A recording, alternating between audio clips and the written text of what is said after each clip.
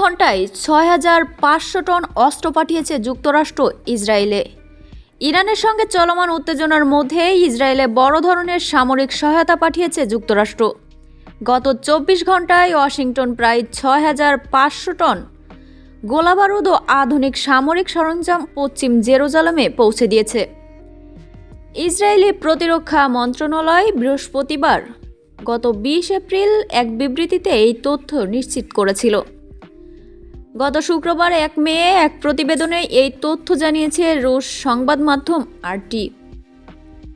প্রতিবেদনে বলা হয়, ইসরায়েলি প্রতিরক্ষা মন্ত্রণালয়ের এই ঘোষণাটি এমন এক সময় এলো যখন বিভিন্ন সংবাদ মাধ্যমের প্রতিবেদনে দাবি করা হচ্ছে যে মার্কিন সেন্ট্রাল কমান্ডের প্রধান ব্র্যাড কুপার প্রেসিডেন্ট ডোনাল্ড ট্রাম্পকে ইরানের বিরুদ্ধে নতুন করে সামরিক পদক্ষেপের একটি পরিকল্পনা জমা দিয়েছেন।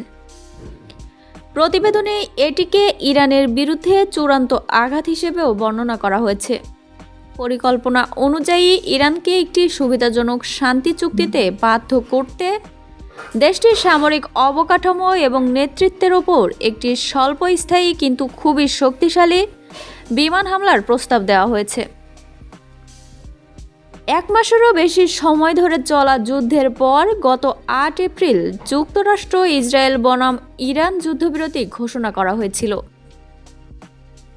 তবে একটি কূটনৈতিক মীমাংসায় পৌঁছানোর জন্য ওয়াশিংটন ও তেহরানের প্রচেষ্টা এখন পর্যন্ত ব্যর্থ হয়েছে।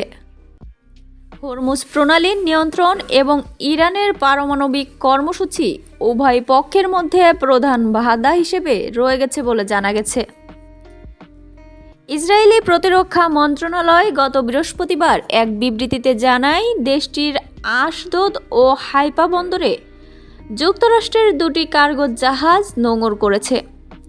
এগুলোতে হাজার হাজার আকাশ ও স্থল গোলাবারুদ, সামরিক ট্রাক, জয়েন্ট লাইট ট্যাকটিক্যাল এবং ভেহিকল সহ অন্যান্য সামরিক সরঞ্জাম রয়েছে।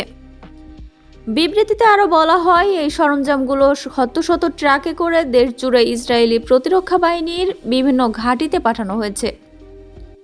ইসরায়েলি প্রতিরক্ষা মন্ত্রণালয়ের তথ্য অনুযায়ী গত ২৮ ফেব্রুয়ারি ইরানের ওপর যুক্তরাষ্ট্র ইসরায়েলের আক্রমণ শুরু হওয়ার পর থেকে এ পর্যন্ত ৪০৩টি এয়ারলিফট এবং ১০টি সমুদ্রপথে চালানোর মাধ্যমে ১,১৫,৬০০ টনেরও বেশি সামরিক সহায়তা পেয়েছে ইসরায়েল।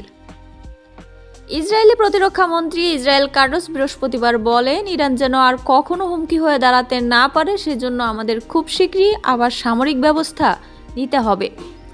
একই দিনে ইরানের বিপ্লবী গার্ড বাহিনীর আইআরজিসি অ্যারোস্পেস ডিভিশনের commander brigadier general Syed Mujib মুসাবি বলেন, ইরান যদি আবারও আক্রান্ত হয় তাহলে এবার তারা কঠোর, দীর্ঘস্থায়ী এবং সুদূর প্রসারী হামলার মাধ্যমে তার জবাব অবশ্যই দেবে।